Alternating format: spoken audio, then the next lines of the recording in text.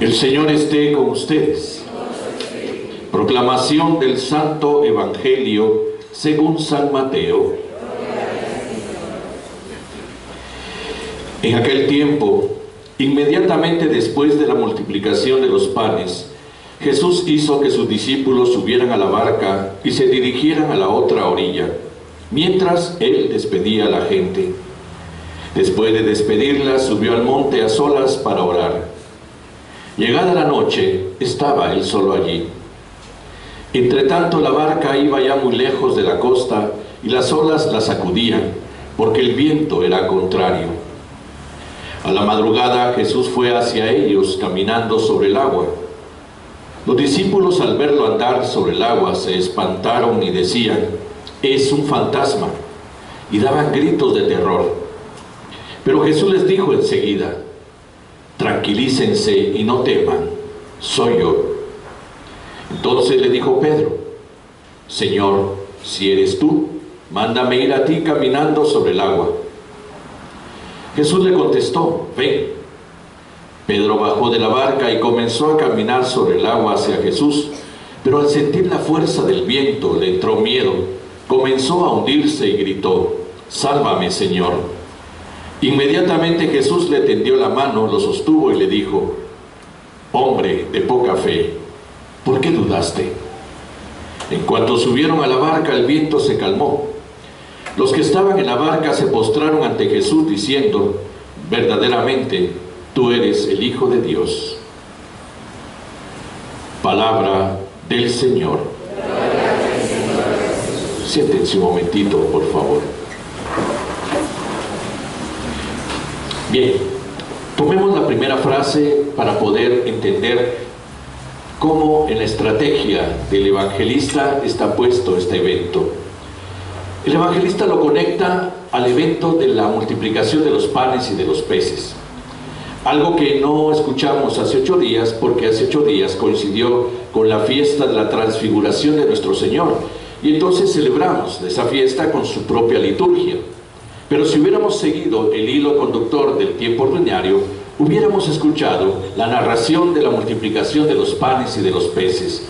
Porque es ahí donde, de acuerdo al recorrido del evangelista, se hace presente el reino de los cielos. La señal para Jesús fue retirarse en el momento en que se enteró que Juan el Bautista había sido martirizado. Entonces Jesús se retira y se va hacia la parte de la Galilea, hacia Cafarnaúm. Todo esto entonces sucede ahí en Galilea. Y sucede precisamente para decir: el reino de los cielos ya está aquí, en medio de un pueblo confundido, empobrecido, marginado, en cierto modo con una religión un poco sincrética, por lo que venían rechazados por los judíos del sur, los puros, ¿no? Los judíos puros. Bueno, el asunto está en que Jesús está enseñando, hay mucha gente oyéndolo. El evangelista habla de 5,000 solo los varones, sin contar mujeres y niños, y llega el momento en que los discípulos le hacen tiempo, mira, tienen que ir a comer, no han comido en todo el día. Y entonces la salida más fácil: mándalos a los caseríos a que compren de comer. Y Jesús contesta: no, denles ustedes de comer. Una actitud muy distinta. Jesús ahora está poniendo a sus discípulos en la sintonía del reino de los cielos. ¿Desde dónde?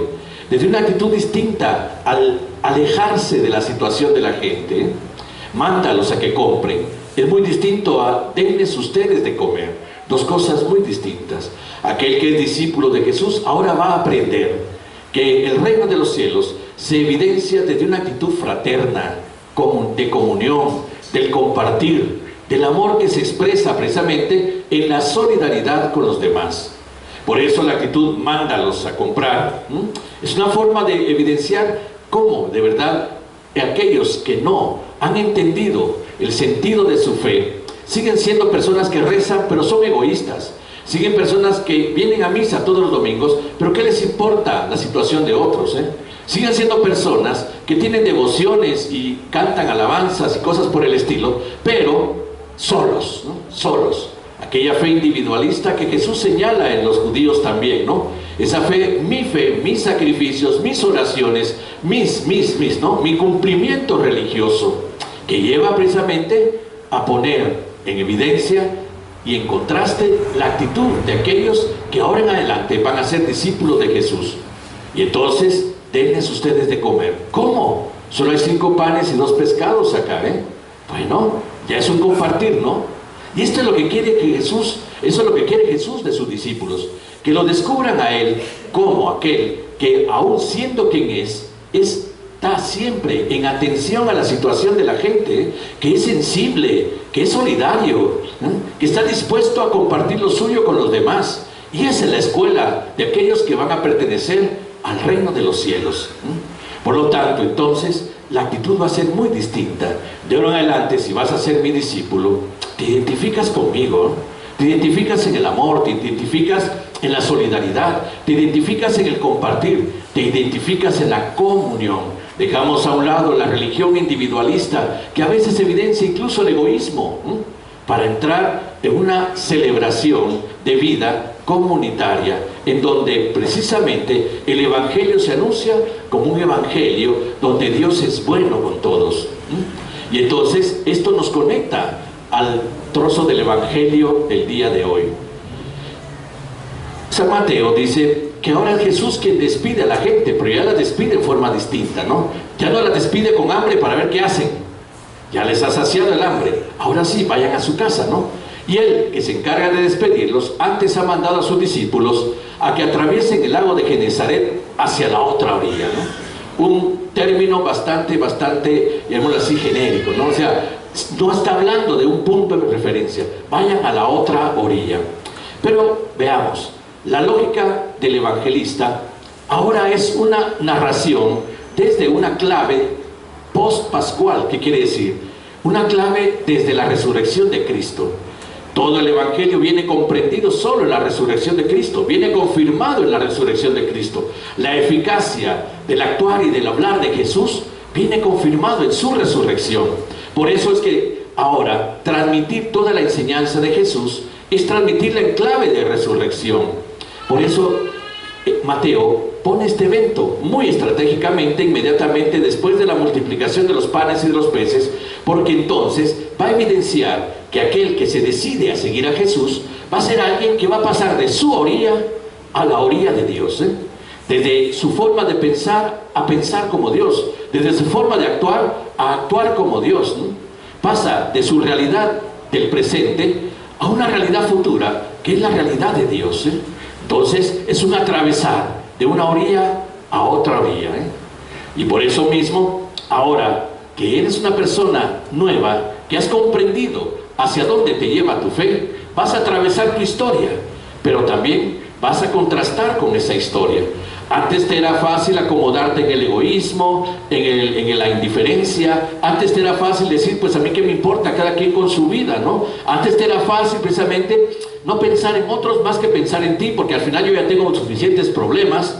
Pero ahora que te has decidido a seguirme, te vas a dar cuenta que vas a contrastar con esa forma de pensar. Es más, vas a encontrar dificultades para ir adelante, Vas a encontrar dificultades para ir de un lado a otro. ¿Cómo la figura que evidencia el evangelista lo evidencia? Primero, la travesía es de noche, oscuridad. Segundo, hay viento, un contrario. Hay olas que aparentemente están amenazando con hundir la barca. Ellos tienen que luchar contra el viento y las olas, ¿no?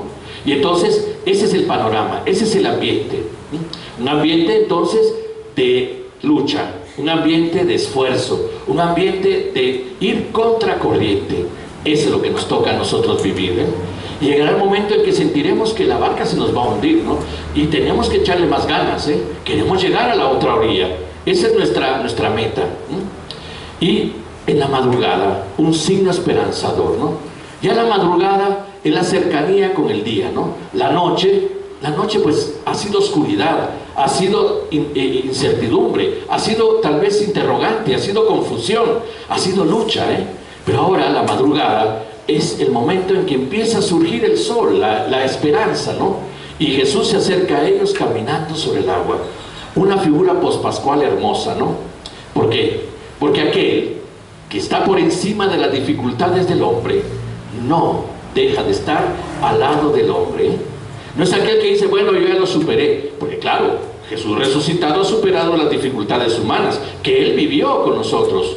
La carta a los Hebreos dice que hay alguien que nos comprende porque vivió las mismas debilidades nuestras, ¿no?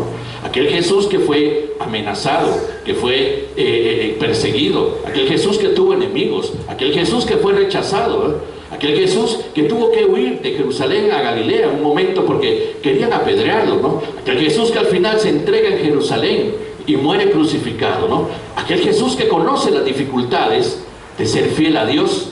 Ese es el Jesús que ahora por encima de ellas, porque ha resucitado, caminar sobre las aguas, se acerca a nosotros para animarnos también a seguir adelante, ¿eh? Una figura hermosa, la cercanía de Jesús. Pero miren, ¿qué ha pasado antes?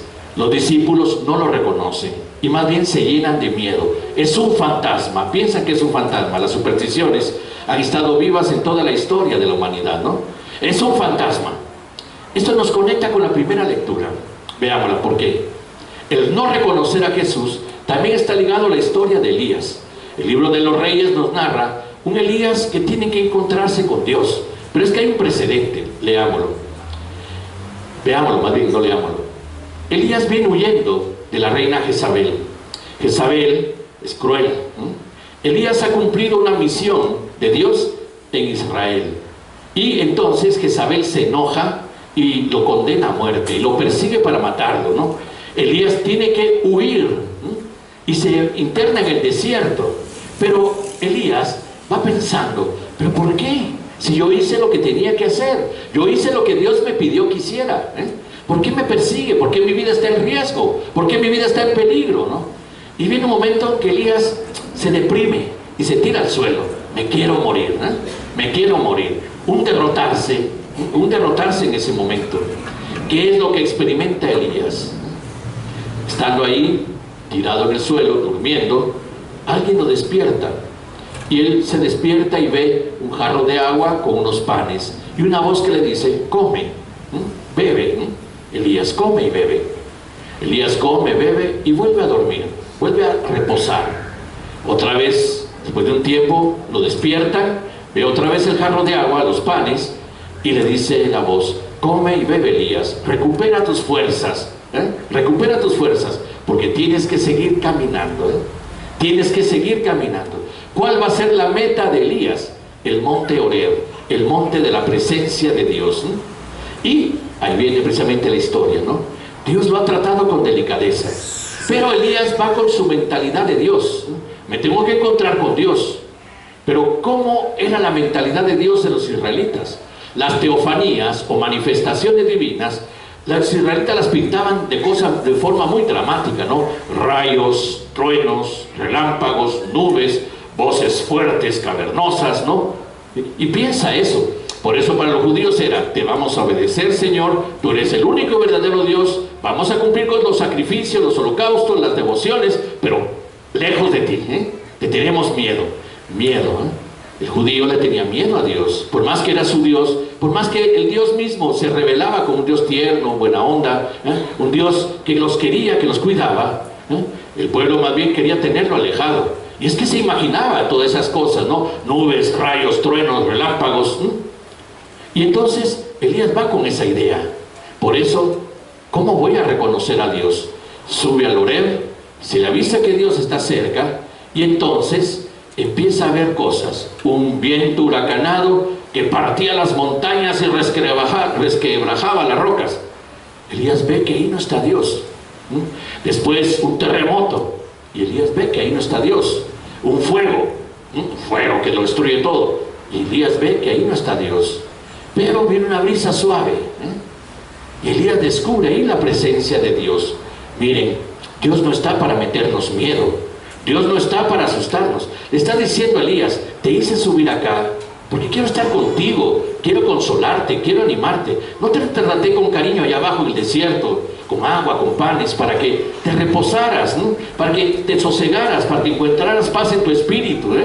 Tú, Elías, que te sentías perseguido, traicionado por mí, que hiciste hasta morir, estuve contigo. ¿Cómo te voy a meter miedo, no?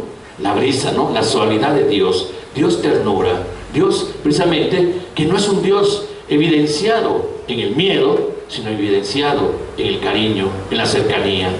Eso es lo que hace Jesús. Miren, los discípulos no lo reconocen, lo ven como un fantasma, pero Él se identifica. No tengan miedo, soy yo. Ese soy yo puede pasar desapercibido, pero vean cómo el evangelista identifica ese soy yo en una forma extraordinaria, porque ese soy yo está ligado precisamente a muchos siglos atrás, cuando en un chiribisco que no se terminaba de quemarse, que tenía fuego pero nunca se consumía, desde ahí Dios le habla a Moisés y le dice: mira, te he escogido para que tú vayas delante del faraón para liberar a mi pueblo de la opresión y de la esclavitud de Egipto. Moisés empieza a poner objeciones: pero es que soy tan tajo, que no puedo hablar, que no sé qué, que no sé cuánto. Bueno, al final Dios le resuelve todas las dificultades a Moisés.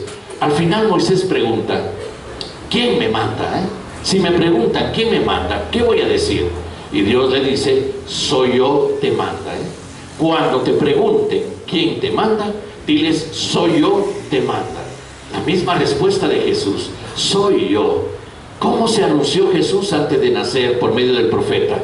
Se le llamará Emmanuel, Dios con nosotros. No Dios alejado, no un Dios al que hay que tenerle miedo, un Dios cercano. Jesús es la imagen del Dios vivo, y precisamente Jesús presenta al Padre.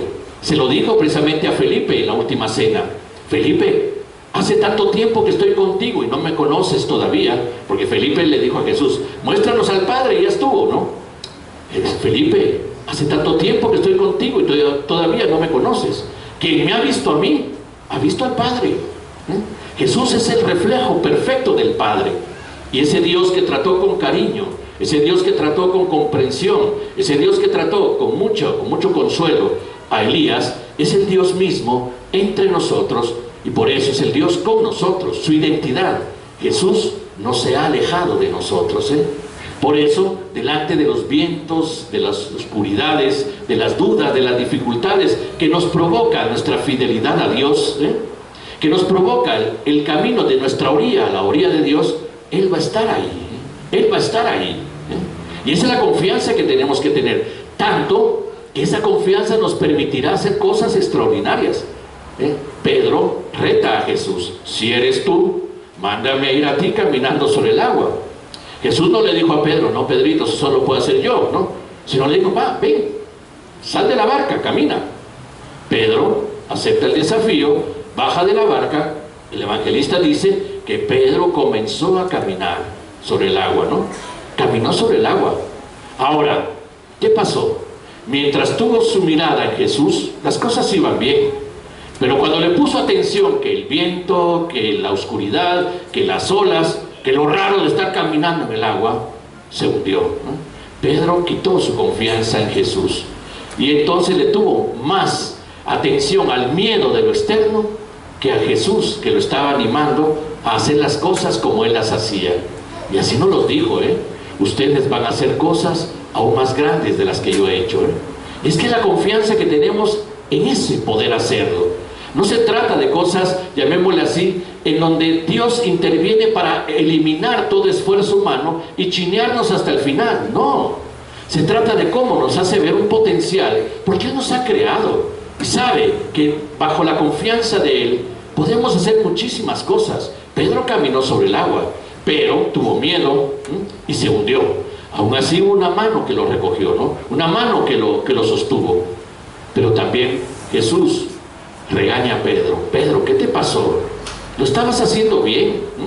¿Qué te pasó, Pedro, hombre de poca fe? Desconfiaste, Pedro, por eso te hundiste, ¿no?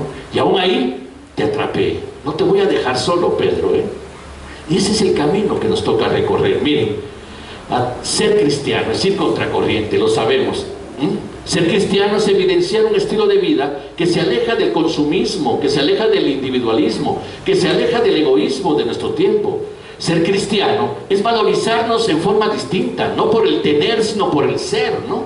Y al descubrirnos en el ser, nos descubrimos semejantes unos a otros, seamos quienes seamos, cristianos o no cristianos, creyentes o no creyentes, de cualquier pueblo, de cualquier etnia, ¿no? Es decir, esa es la intención de Dios, que el reino de los cielos se abra desde el testimonio de nosotros.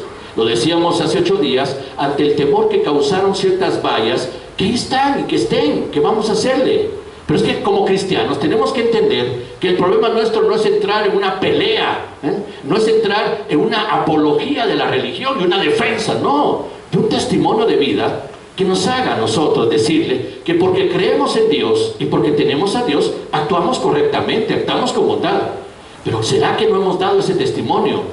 Y por eso esas vallas, tal vez lejos de asustarnos o de que nos rasguemos las vestiduras, deberíamos más bien de utilizarlas como un desafío a nuestra fe, como un desafío a nuestro testimonio, porque esas vallas no representan más que algo que va a ser siempre y seguirá siendo normal en medio del mundo. Por otro lado, pues la bondad existe en todos los seres humanos, y yo como cristiano la reconozco aún en un ateo que hace las cosas bien, lo decía hace 8 días. Y entonces, ¿cuál va a ser mi actitud? La actitud confiada en que soy capaz de llevar adelante el proyecto de vida de Dios aún contracorriente, aún contra las dificultades. Está Él conmigo, es su promesa. Voy a estar contigo todos los días hasta el final. Y esa promesa la cumple. Por eso sigue siendo el Dios con nosotros, el Dios comprensivo, el Dios solidario, el Dios que comparte, el Dios amoroso, y quiere que nosotros seamos ahora reflejo de Él en una comunión de hermanos que son capaces también de compartir, de ser solidarios, de ser sensibles, de ser misericordiosos. Así se identifica el reino de los cielos. Porque la religión en sí misma no vale, no sirve para nada. Solo por el amor la religión adquiere sentido. Y entonces aprendámoslo desde las mismas actitudes cariñosas, tiernas de Dios, desde la misma comprensión y cercanía de aquel que es reflejo de toda la misericordia del Padre, que es Jesús, y que nos ha dicho: estaré contigo todos los días. En cuanto subieron a la barca, el viento se calmó y todos lo reconocieron como Hijo de Dios. En la versión de Marcos dice: y llegó a la otra orilla, que esa es nuestra esperanza, ¿no? Desde nuestra orilla a la orilla de Dios. Vamos a confirmar nuestra fe.